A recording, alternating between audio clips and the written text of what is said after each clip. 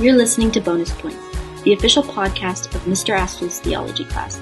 Join us as we put out into the deep and explore the world of theology and beyond. Today, we're talking about the wisdom of the monastery and how we would all benefit from living more like monks. Let's begin. Hello there, and welcome to today's episode of Bonus Points. You know, we're blessed in the church to have such a wide variety of vocations or callings from God. Now, growing up hearing about these vocations, I always thought of them as being pretty well separated. There were like 4 boxes you could end up in, and discerning God's will meant figuring out which one you were supposed to be in. Sometimes I even imagined that it was like getting your Hogwarts letter. Like one day an envelope would show up in the mail, and it would have a card in it that said priest or married. And that was how you knew which box you were supposed to aim for. Now, I knew you didn't actually get an envelope, but it certainly would have been nice, you know. What I'd like to propose today is that even if we are called to a specific state of life, there is still something we can learn from the others, and something that we can incorporate into our lives. Specifically, we're going to be talking about the monastic ideal, or the idea that we are all called to live like monks to whatever degree works for our situation. This is an idea that is not commonly mentioned in the Western or the Roman Church, but it is a basic part of Eastern or Byzantine spirituality.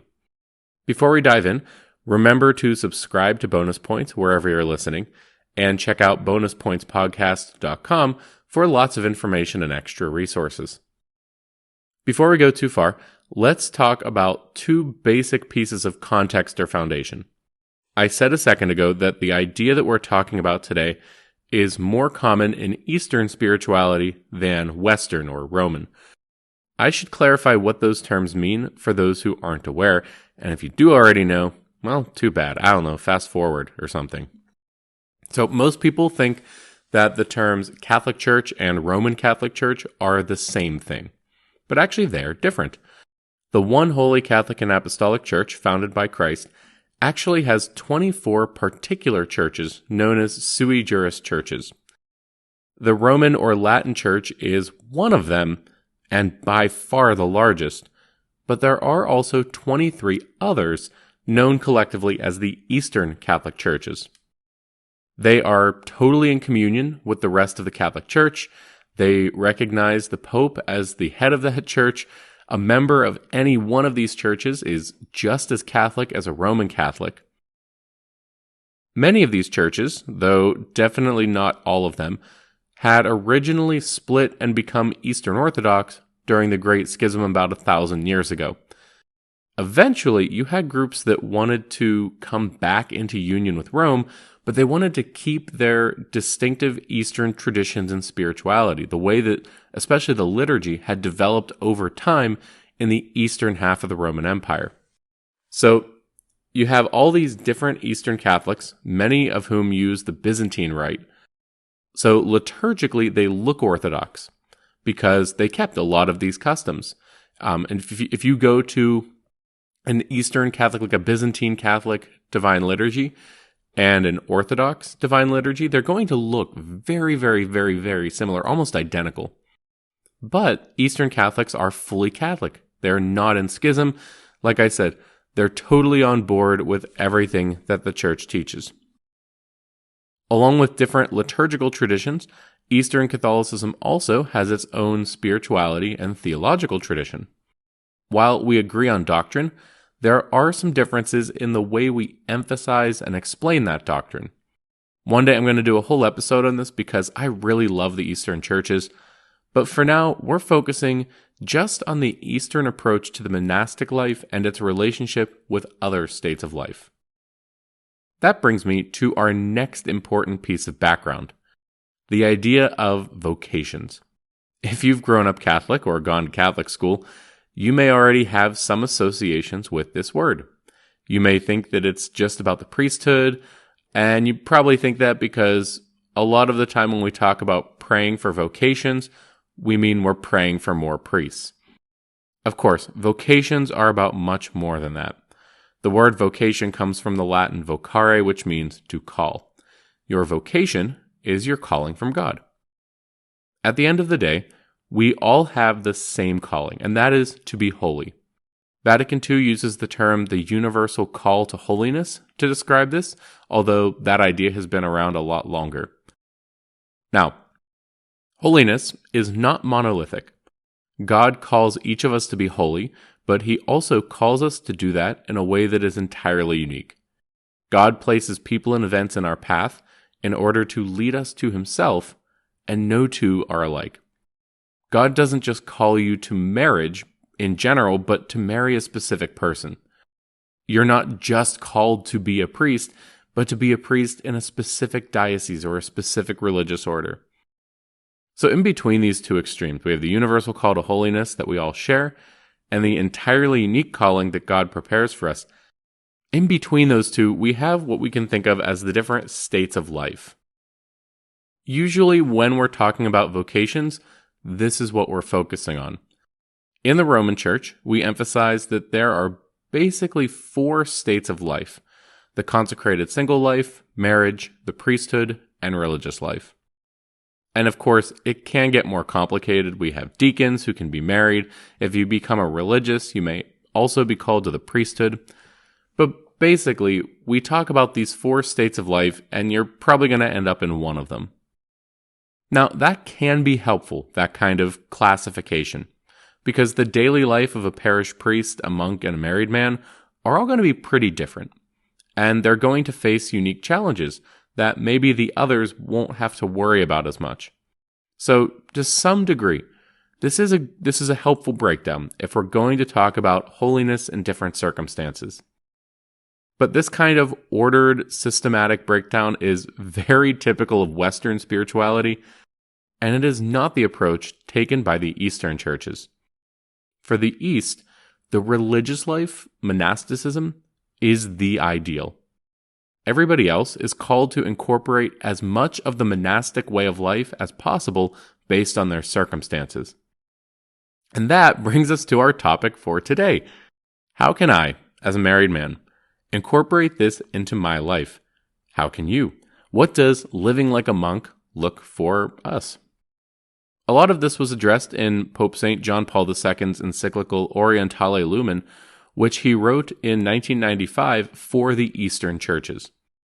In paragraph 9, he says, and I quote, "In the East, monasticism was not seen merely as a separate condition proper to a precise category of Christians, but rather as a reference point for all the baptized, according to the gifts offered to each by the Lord. It was presented as a symbolic synthesis of Christianity." This is really what today's topic boils down to. The life of the cloistered monk or nun is the reference point for all of us, a symbolic synthesis of Christianity. The actual monk or nun is able to live this out fully, but all of us are called to live it out, quote, according to the gifts offered to each by the Lord. This is why sometimes we call the religious life the life of perfection, not because monks and nuns are perfect, but because they're the ones who are most perfectly living out the highest demands of the gospel, right? We're all called to give our lives entirely to the Lord. They're the ones who are able to do that to the highest degree, to live for God alone, in the service of the gospel alone, worrying about nothing else. And so sometimes you'll even hear the language of like a higher calling, like the monastic calling is higher than others. And that is true not because it is somehow more dignified or a better call, but it's higher in the sense that it is a more pure and more complete living out of the gospel call. And in no way does that devalue any other vocation. In no way is that saying that, the monks are the awesome people and the rest of us are just okay.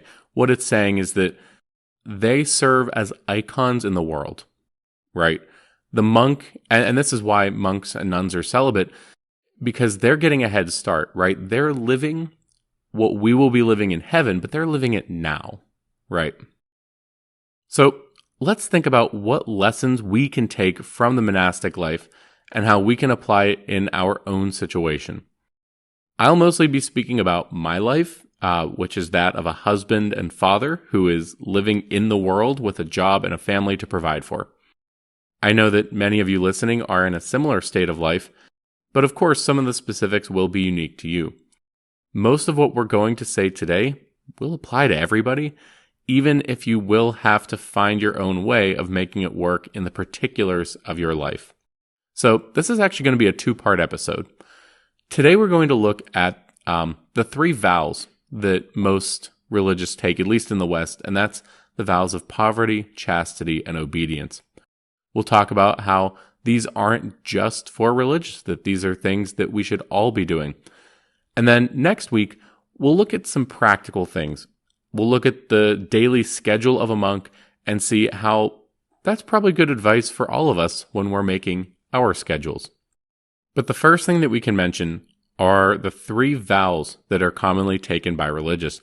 We call them the evangelical counsels of poverty, chastity, and obedience, like I said. And they're called the evangelical counsels because they give us some counsel, some practical ways to live out the gospel. Evangelical comes from the Greek evangelion for gospel. Now, a vowed religious will live out these counsels in a pretty intense way. Depending on the exact constitution of the order, their vow of poverty may mean that they don't own any personal property, that they rely fully on the shared property that's owned by the order. For a monk, chastity means celibacy. They're not going to be married, they're not going to be sexually active. And for a monk, obedience means that he's going to be told where to live, what jobs to do, and he may even be given an obedience by his superior, given an order basically, that binds under pain of sin if he disobeys. I'm not called to live out the evangelical counsels in exactly that way. But I do think all of us would benefit from trying to incorporate poverty, chastity, and obedience into our lives. So how do we do that? Let's start with poverty. Now, usually, we use the word poverty to mean destitution, somebody that has nothing. And that's a bad thing, right? We want to end poverty. Well, when we use the word here, when we talk about, like when St. Francis talks about lady poverty, or when a monk or a friar takes a vow of poverty, they don't mean destitution, right? Of course, everybody should have the basic necessities for survival. Of course, the Gospels tell us that we need to help the poor. So when we talk about poverty, we're talking about moderating the way we use created things. Poverty in this sense means living simply and not being attached to the things I own. So as a married man with a family, it is not possible for me to own nothing. After all, the whole point of property, the reason that Catholic social teaching identifies property as one of our basic rights, is because holding property allows us to provide for our needs. I can't provide for my family's needs. I can't ensure their needs will be provided for unless I can own property. So, it's not possible for me to totally renounce personal property the way that a monk does. But what I can do is I can make sure that I'm not overly attached to the property that I do own. Right now, I'm recording this on a pretty nice microphone using a pretty nice computer. These could be taken away from me tomorrow. I have plenty of clothes and more than plenty to eat, but I can't take that for granted. More importantly, I know that God provides, whether I have a lot or a little. St. Paul says that he has learned to be content whether he's rich or poor, hungry or starving, comfortable or not. That's how we can all live out the evangelical counsel of poverty. This detachment from created things. I have things, I enjoy those things while I have them, but I'm not going to grasp, right? I'm going to recognize that everything I have is a gift from God, and the Lord gives and the Lord takes away. Another thing I can do, I can also be asking myself regularly whether I really need everything I have. Am I living simply? Or have I let too many luxuries creep into my life? Do I really need all the clothes in my closet, or would I be able to give some to somebody who doesn't have enough? Now, what we just said about poverty, we can also say about chastity. Unlike a monk, I am not celibate. I'm married, but I am still called to live out my sexuality with virtue. This means that even though I'm married, I shouldn't be cheating on my wife, right? I shouldn't watch pornography. It means that I need to be open to new life. So even if somebody's not celibate, they're still called to be chaste. And of course, if you're not married, then you are called to be celibate, at least for the time being. Finally, let's talk about obedience. I know for many of us, that's not our favorite word. We tend to put obedience in the same category as dogma and maybe even chastity. Words that we hear it and they just maybe leave a bad taste in our mouth. We immediately think that, so this is going to be terrible and oppressive, right? Even if we can't immediately put our finger on why. We hear the word obedience and we get a little icky or uncomfortable. But I would argue that obedience is actually a great virtue, and it does not infringe on our freedom in any way. I want to make a whole episode about this at some point because obedience is so misunderstood, but we'll do the short version for now. So if you want to push back, if you want to argue, just hang on, I'll give you a chance. What I'll say right now is that obedience is a virtue because it gives us opportunities to practice setting aside our wills. I'll say that again because it is key. Obedience is a virtue because it gives us opportunities to practice setting aside our wills. This is like the greatest battle in the spiritual life. There's always this tension between like thy will be done and my will be done. We need to practice not getting our will. And this can rub us the wrong way because we like to be in control, right? We don't even like the idea of letting God tell us what to do, let alone another person. And yet, we know, so we know in our minds, we know that we should let God tell us what to do, right? We know up here, and I'm pointing to my head here, we know that God is much smarter than we are, and we know that God loves us and that He wants what is best for us. And we know that He's in a better position than I am to actually know what that is, to know what is best for me. And so on paper, there should be no reason not to totally conform our wills to God, right? If there are those times when God wants one thing and I want something different, obviously, I know up here in my head, I should change, right? I should bring my will in alignment with His because He's smarter than I am, He's more powerful than I am, and to be honest, He loves me more than I love myself. And so, if there's something that He says, hey, this is good for you, I should trust that, right? Even if I can't see how it's good for me, I should be able to say, well, you know better than I do. But that's so difficult, right? We all know that in our heads, but it is a large pill to swallow when the rubber meets the road. Like any other human virtue, like any other skill for that matter, it's something we need to practice, right? We need to practice taking that idea and moving it from our head to our heart, from our minds to reality. I remember a long time ago, my spiritual director said that that's the longest road that you'll ever travel. The longest road that any human travels is those couple inches between the head and the heart. So we need to practice, right? In any sport, you have fundamental skills that you're going to use in a game. And those are the skills you practice, right? You practice those skills over and over and over again. You run drills so that those skills become strong enough that you can rely on them when they matter. Now, I've asked this, I take it on good faith, because I don't have a lot of personal experience, but I talk to athletes and I ask them, hey, you guys have practice, like every day? And your practice is just playing games, you just start a game and go, and they say, no, we do drills, we do this. Why? Because we need to practice. You need to get good at those skills so that you build them up. And it's the same thing with virtue. We need to practice before the game, right? If I can practice obedience now, I'll be ready when God asks me to do something big. And that's kind of why we fast, right?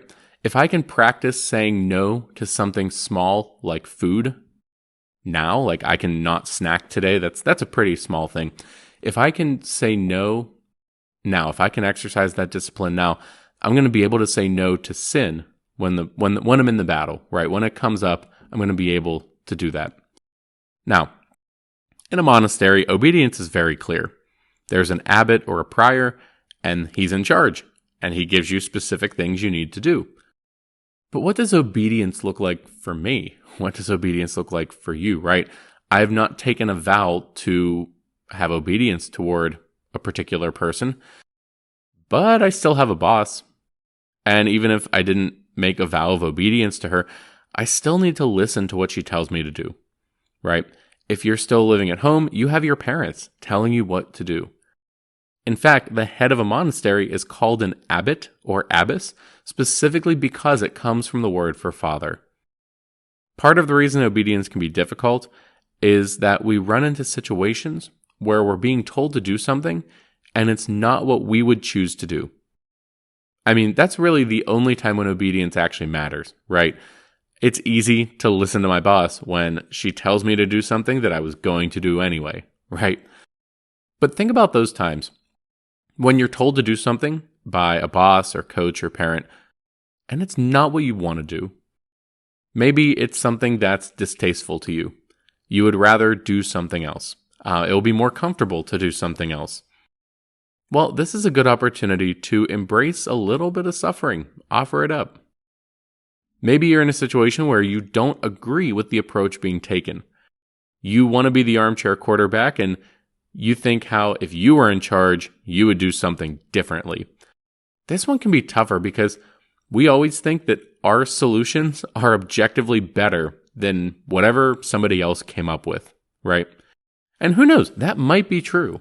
You might actually have the better solution, but I would argue that this is when obedience is most valuable to us. Because in those moments, we're being asked to set aside our wills. This is where we really practice the spiritual life, when we set aside what we want or what we think is best. Now, don't get me wrong. We should never be obedient when ordered to sin, right? And we should certainly feel free to express our concerns to our bosses when we think that they're taking the wrong course or that they're mistaken. But at the end of the day, the question is whether we're so committed to our own wills that we're not willing to set them aside. You know, I can tell my boss all I want that, hey, I think we need to do this. I think this is the wrong course, whatever. But if at the end of the day it still comes down to, I hear your concerns, but we're going to do this anyway, that's when the virtue comes in. Here's the thing. I think that not getting my way is the hardest part of the spiritual life because I always think I'm right? I always want to be comfortable and I always feel like I'm in charge. More fundamentally, I think that I'm smarter or wiser or better than people. And that's why it can be so hard to give up our wills, right? To submit our wills to another. Obedience can be tough because it kind of flies in the face of all those things, right? Obedience says, guess what? You're not in charge. You're not better than everybody, and you don't always know better. Even if obedience is the hardest part of the spiritual life, it's also the most important. Because the whole objective of the spiritual life is to unite me with God, right? For my will to come into alignment with His. And that's never going to happen if I'm always stuck on my desires or my thoughts or my decisions. So, just to recap this one, because this is so important. What does obedience look like for somebody like me? Well, first of all, I need to remain obedient to Holy Mother Church, right? God has told me what He wants me to do through the moral law that He's given me through Scripture and tradition. I never even have to think about whether God wants me to do something like steal or kill. He doesn't. Easy, He told me. Obedience also means that I have to obey those who have authority over me, even and especially when I disagree with their decisions. This doesn't mean I should obey a command to sin, of course, but it might sometimes require that I obey something that I disagree with or that isn't what I would have decided if it were up to me. So, like the monastics, we can be living poverty, chastity, and obedience. But that's not all we can take from the monastery. In fact, there are also some very practical lessons we can learn about how to structure our days. But we're going to save that for part 2, which will be next week. That's right. Again, this is a 2-part episode. Before I go, I have a lot of resources to offer you this time around. As always, you can find these resources in the show notes on bonuspointspodcast.com. While you're there, you can also find links to every platform where this show is available, though if you're listening to this right now, you already found at least one. If you check out the notes for today's episode, you will find a link to Pope John Paul II's encyclical on the Eastern Churches, Orientale Lumen. You'll find a link to an episode of What God Is Not, a podcast done by an Eastern Catholic priest and nun. I know I've linked to them a few times before. The episode that I'm linking has their thoughts on Orientale Lumen, and specifically the idea that monasticism is for everybody in some way. Finally, you'll see a link to one of my favorite devotionals, a book called Divine Intimacy. The meditations were written for Carmelite nuns, but I found that they can really apply to anybody. Until next time, I'm Mr. Astle. Thank you for joining us once again as we continue every episode to put out into the deep to explore the world of theology and beyond.